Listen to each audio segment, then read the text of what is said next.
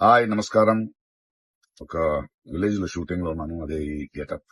It's very interesting film.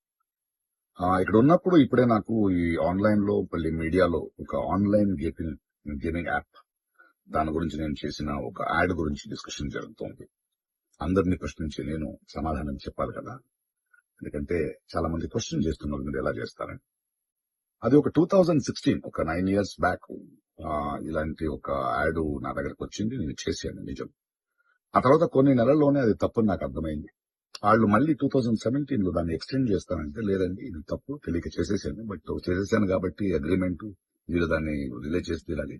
But 2017 నుంచి మీరు వాడకూడదు, నేను రాను అని చెప్పేసి. దాని తర్వాత అలాంటి ఏ గేమింగ్ యాప్స్ నేను చేయలేదు. 2021 లో కూడా ఆ కంపెనీ ఇంకో కంపెనీకి అమ్మేసి వాళ్ళు దాన్ని ఏదో సోషల్ మీడియా ప్లాట్ఫామ్ లో యూజ్ చేస్తే, నేను వాళ్ళకి నోటీసులు, వాళ్ళకి ఈమెయిల్, మళ్ళీ వాట్సాప్ లో పంపించి, లేదండి ఇందులో నేను లేను, ఇది చేయకూడదు, కాంట్రాక్ట్ అయిపోయింది, ఇది తప్పు అని కూడా చెప్పాను. వాళ్ళు ఆపేశారు. ఇప్పుడు అది మళ్ళీ రీక్ అయింది. దానివల్ల ఈ సమాధానం పోలీస్ డిపార్ట్మెంట్ నుంచి నాకు ఇంకా ఇది రాలేదు. వస్తే వాళ్ళకి నేను సమాధానం చెప్తాను. బట్ మీకు సమాధానం చెప్పాల్సింది నా బాధ్యత.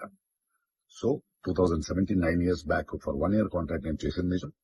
అది తెలిసిన తర్వాత దాన్ని ఆపింది నిజం. ఆ తర్వాత నేను చేయలేదు అనేది కూడా నిజం. ఈ మాట మీకు చెప్తున్నాను. ఇంకో విషయం, దయచేసి యంగ్స్టర్స్, ఇలాంటి గేమింగ్ యాప్ అది ఒక వ్యసనం. ప్లీజ్ మీ జీవితాన్ని కోల్పోండి. Thank you.